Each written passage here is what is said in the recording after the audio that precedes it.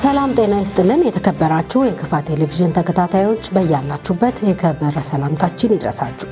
ለዕለቱ የተዘጋጁ ዜናዎችን ይዘን ቀርበናል። ከዜናዎቹ ጋር ምህረተአብ ብርሃኑ ቆይታ አደርጋለሁ። ወደ ዜናዎቻችን ስናልፍ ህፃናት በአፍ መፍቻ ቋንቋቸው ትምህርት እንዲቀስሙ ማድረግ ለውጤታማነት የበኩሉን አስተዋጽኦ እንደሚያበረክት የከፋ ዞን ትምህርት መምሪያ አስታወቀም። መምሪያው በናይ ቋንቋ የተዘጋጀውን የአራተኛ ክፍል የቋንቋ መማሪያ መጽሐፍ በቦንጋ ከተማ አስገምግሟል። ዘገባው የባልደረባችን ታምራት ባዩ ነው። ክፍለ ያለሙ እንደሚከተለው ያቀርበዋል።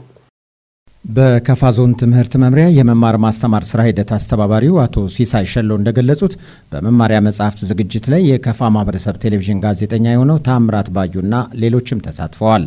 ሌሎች የናይ ብሔረሰብ ምሁራን በመማሪያ መጽሐፉ ዝግጅት ላይ አበርክቶ እንደነበራቸው የገለጹት የስራ ሂደት አስተባባሪው ይህም በናይ ቋንቋ መማሪያ መጽሐፍት እጥረት በኩል ያለውን ችግር ይፈታል ብለዋል። ህፃናት በአፍ መፍቻ ቋንቋቸው ትምህርትን እንዲቀስሙ ማድረግ ለውጤታማነት የበኩሉን አስተዋጽኦ እንደሚያበረክትም አቶ ሲሳይ ገልጸዋል። በመጽሐፉ ግምገማ ወቅት የተገኙት የብሔረሰቡ አባልና የከፋ ዞን ክህሎትና ቴክኖሎጂ መምሪያ ምክትል ኃላፊ አቶ ነገሰ ግዛው የአካባቢውን አቅም ባገናዘበ መልኩ የግብዓት እጥረትን ለመቅረፍ የተደረገው ጥረት የሚበረታታ ከመሆኑም በላይ መጽሐፉ የተዘጋጀበት ወቅት ለ2018 የትምህርት ዘመን በወቅቱ ለማድረስ እድል የሚፈጥር መሆኑን ተናግረዋል። አቶ ነገሰ ባለሀብቶችና ሌሎች አካላትም በዚህ ዘርፍ የተጀመረውን ጥረት እንዲደግፉ ጥሪ አቅርበዋል።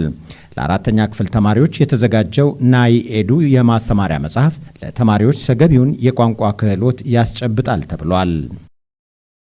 በቦንጋ ከተማ የሚገኘው አልዬ የውበት ጸጉር ማሰልጠኛ ተቋም በጸጉር ሙያ ያሰለጠናቸውን ተማሪዎች አስመረቀም።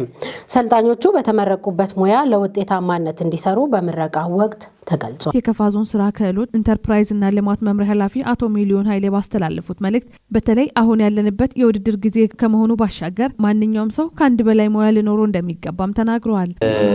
ዛሬ እዚህ ለምረቃ የበቃችሁ የአለውያ የጸጉርና የውበት ማሰልጠኛ ተቋም ተመራቂዎች በቅድሚያ እንኳን ደስ አላችሁ ያልኩኝ። ያው ዜጎች አሁን ካለው ሁኔታ አንጻር አሁን ተወዳዳሪነትን በማሸነፍና ተወዳዳሪ በመሆን ከራስ አልፎ ለዜጎች የስራ ዕድል ለመፍጠር በእጅጉ የሙያ ባለቤት መሆን መቻል አለባቸው። ከአንድ በላይ የሙያ ባለቤት መሆን ይቻላል።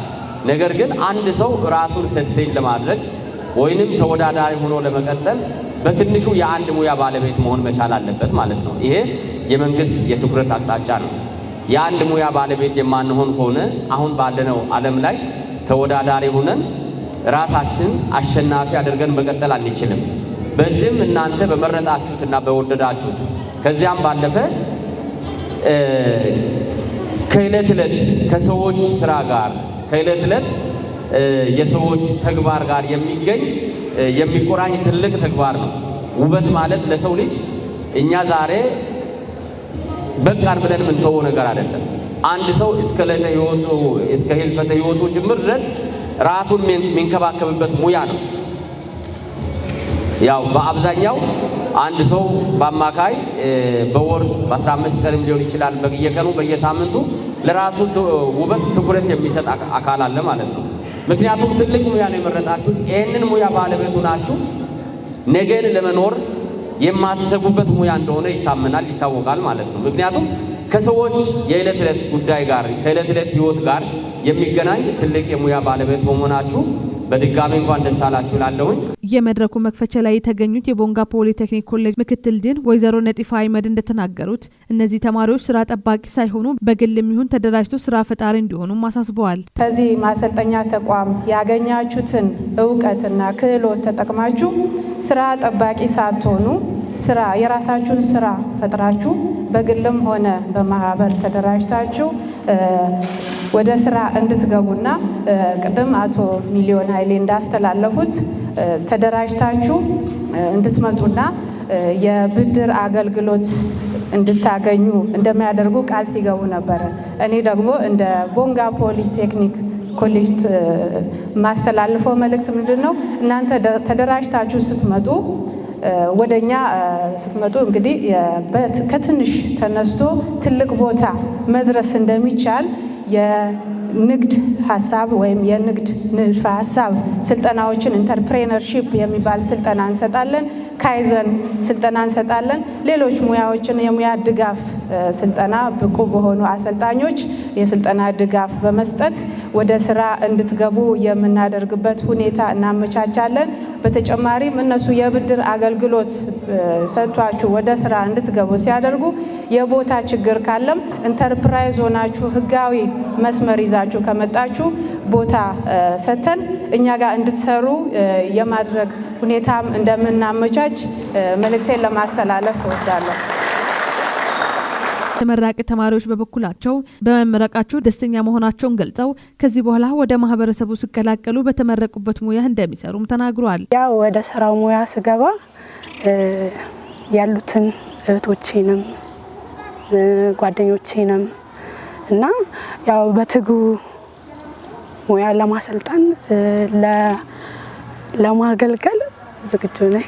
ወደ ማህበረሰቡ ስገባ በቅድሚያ አንዳንድ ሰው ትንሽ ስራን ይንቃል እና ልብ ብሎ የሚሰራ የለም እንዴ እዚህ ጋር ሰራች እዚህ ጋር ገባች በዚህ እንዲሆነች ምናምን ብለው ስራ የሚያጣጥሉ ሰዎች አሉና ይሄ ልክ አይደለም። የትኛውም ስራ እስካስበላ ድረስ እንጀራ እስካስገኘ ድረስ ስራ ነውና ማህበረሰቡን ገብቼ በግልም ቢሆን ከፍቼ ሰው ጋር ቢሆን ተቀጥሬ ለመስራት ዝግጁ ነኝ። በመቀጠል ያለየ የጸጉር ሙያ ማሰልጠኛ ተቋም መስራችና ባለቤት ወይዘሮ አለውየ ከድር የዕለቱ መርሃ ግብር አስመልክታ የተናገረችውም አለ። በድጋሚ የሁለተኛ ዓመት ተማሪዎችን ሲያስመርቅ በጣም ደስ እያለኝ ነው። ማለት ያው ጥሩ ፕሮግራም ጥሩ ጊዜ እንዳለፈ አምናለሁ። መሀል ላይ ያው ብዙ ውጣ ውረዶች ቢኖሩም ፍጻሜው ደስ የሚል ነው። ደስ የሚል ከተማሪዎች ጋራም ቢሆን ያለው ጥሩ መግባባት በጥሩ ሁኔታ ተምረው ወደ ተሻለ ነገር እንዲወጡ የባለራዕይነትንም ኃላፊነትንም በመወጣት አይዟችሁ በማለት ከጎናቸው በመሆን በተለያየ ነገር በሚያቅታቸውም ነገር በጎናቸው በመሆን እንዲሳካላቸው በማድረጌ በጣም ወረዳ ከዘላቂ የመሬት አያያዝ ፕሮጀክት የተገኘ ልምድ የመንግስት ጥረት የሚያግዝ መሆኑን የጨታ ወረዳ አስተዳደር ገለጸም። በወረዳው ግብርና አካባቢ ጥበቃና ህብረት ስራ ጽፈት ቤት የዘላቂ መሬት አያያዝ ፕሮጀክት የ2017 ዓ.ም አፈጻጸም ግምገማ ተካሂዷል። ዘገባው የወረዳው የመንግስት ኮሚኒኬሽን ጉዳዮች ጽፈት ቤት ነው። ሀብታሙ ወልደስላሴ እንደሚከተለው ያቀርበዋል። መድረኩን የከፈቱት የወረዳ ምክትል ዋና አስተዳዳሪ አቶ ሰለሞን ኃይሌ ፕሮግራሙ ወረዳ ውስጥ ከገባበት ጀምሮ የማህበረሰቡን ችግር በየደረጃ እየፈታ መምጣቱን አስታውሰው የመንግስት በጀት ባጠረባቸው አካባቢዎች ላይ ፕሮጀክቱ የማይተካ ሚና መጫወትንም ጠቅሰዋል። አቶ ሰለሞን ኃይሌ ለዓላማው መሳካትና ውጤታማነት ባለድርሻ አካላት ሚና ከፍተኛ ነው በማለት የታዩ ክፍተቶችን በመሙላትና መፍትሄ በመፈለግ ታይነት ላይ መስራት አለበት ብለዋል። የፕሮጀክቱ ፎካል አቶ አብዱ ስራጅ የ2017 ዓ.ም የስራ አፈጻጸም ዙሪያ የተዘጋጀውን ሰነድ አቅርበዋል። በ2017 ዓ.ም 4.49 ኪሎ ሜትር መንገድ፣ 350 ዘመናዊ የንብ ቀፎች፣ 50.59 ኪሎ ሜትር ተፋሰስ ስራዎች፣ 147,000 ችግኞች፣ 56,450 መኖ መትከልና ሌሎች የተለያዩ የማህበረሰብ ኑሮ ማሻሻልና ተጠቃሚነት ስራዎች ላይ ፕሮጀክቱ መስራት መቻሉንም ተናግረዋል። በቀጣይ የታዩ ክፍተቶችን በማረም ያልተሰሩ ስራዎች ላይ ለይተን መስራት አለብን ብለዋል። በመጨረሻም የፕሮጀክቱ ፋይናንስ ባለሙያ አቶ አሸብር ገባቦ የ2017 ዓ.ም አፈጻጸምና የታይቅዱን ለኮሚቴዎች አቅርቦ ስትሪም ኮሚቴም የቀጣይ ስራ አቅጣጫ ላይ በመምከር የተለያዩ ውሳኔዎችንም አስተላልፈዋል። የከፋ ዞን ቀይ መስቀል ቅርንጫፍ ጽፈት ቤት ግምታዊ ዋጋቸው ከ200 ሺህ ብር በላይ የሆነ ምግብ ነክ ያልሆኑ ቁሳቁሶችን በጨና ወረዳ ኮዳ ቀበሌ በተፈጥሮ አደጋ ሳቢያ ለተፈናቀሉ ወገኖች በድጋፍ አበረከተም። በቀበሌው በተከሰተ የመሬት መንሸራተት አደጋ 76 አባወራዎችና እማወራዎች በአጠቃላይ ከ400 በላይ ቤተሰቦች ከነንብረታቸው ተፈናቅለዋል። ከተፈናቃዮቹ መካከል ህፃናት የሚበዙ ሲሆን የመሬት መንሸራተት አደጋው በመኖሪያ ቤቶችና በማሳ ላይ ባለ ሰብል ላይ ጉዳት ማድረሱ ተገልጿል። በኢትዮጵያ ቀይ መስቀል ማህበር የደቡብ ምዕራብ ኢትዮጵያ ህዝቦች ክልል የከፋ ዞን ቀይ መስቀል ቅርንጫፍ ጽሕፈት ቤት ኃላፊ የሆኑት አቶ መንግስቱ መንገሻ እንደገለጹት የተደረገው ሰብአዊ ድጋፍ 5 የሶላር መብራቶችን ጨምሮ የሌሊት ልብስና የቤት ውስጥ መገልገያ ቁሳቁሶችን ያካተተ ነው። ለነዚህ ወገኖች አስቸኳይ የዕለት ደራሽ ምግብ ነክ ሰብአዊ ድጋፍ እንደሚያስፈልጋቸው በማህበራዊ ትስስር ገጹ የገለጸው ቅርንጫፉ የሚመለከታቸው አካላት እንዲተባበሩም ጠይቋል። ተፈናቃዮቹ በአሁኑ ሰዓት በአቅራቢያቸው በሚገኙ ትምህርት ቤቶች ተጠልለው ይገኛሉ። የጨና ወረዳ አስተዳደር የከፋ ዞን ቀይ መስቀል ቅርንጫፍ ጽሕፈት ቤት ላደረገው ሰብአዊ ድጋፍ አመስግኖ ለተፈናቃዮች ተጨማሪ ድጋፍ እንዲያደርጉም ጠይቋል። በወረዳ ደረጃም ለመሬት መንሸራተት አደጋ ተጋላጭ ናቸው ተብለው በተለዩ አካባቢዎችም ጭምር የሰው ሕይወት መጥፋት እንዳያጋጥም የቅድመ ጥንቃቄ ስራዎች እየተሰሩ ስለመሆኑ አመላክተዋል።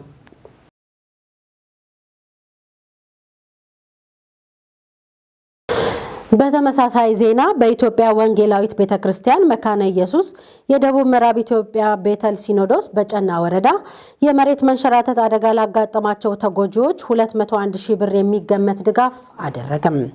በሲኖዶሱ ፕሬዝዳንት የተመራው የቤተክርስቲያኒቱ ቡድን በጊዜያዊ መጠለያ የሚገኙ ተጎጂዎችን ጎብኝቷል። የሲኖዶሱ ፕሬዝዳንት ቀሲስ ታጠቅ ክፍሌ ተጎጂዎችን በጎበኙበት ወቅት በደረሰው አደጋ ማዘናቸውን ገልጸዋል። የወረዳው አስተዳደርና የአካባቢው ማህበረሰብ ድጋፋቸውን አጠናክረው እንዲቀጥሉ ሲሉም ጥሪ አቅርበዋል። ሲኖዶሱ ለመጀመሪያ ዙር 18 ኩንታል በቆሎ፣ 10 ኩንታል ቦሎቄ፣ 5 ኩንታል ጨው፣ 200 ሊትር ዘይትና ሌሎች ምግብ ነክ ነገሮችን ጨምሮ ግምታዊ ዋጋቸው 201,000 ብር የሚሆኑ ድጋፎችን አድርጓል። በእንደዚህ አይነት አስቸጋሪ ወቅቶች የሚያጋጥሙ ችግሮችን ለመሻገር እርስ በርስ መጠያየቅና መደጋገፍ እንደሚገባ የሲኖዶሱ ፕሬዝዳንት ቀሲስ ታጠቅ ክፍሌ አሳስበዋል። በቦታው በመገኘት ሲኖዶሱ ላሳየው ወገናዊ ድጋፍ የወረዳው አስተዳደርና የወረዳው ብልጽግና ፓርቲ የፖለቲካና የሕዝብ ግንኙነት ዘርፍ ኃላፊ እንዲሁም የሀብት አሰባሰብ ኮሚቴ አባል የሆኑት አቶ አግዘው ሁሴን አመስግነዋል።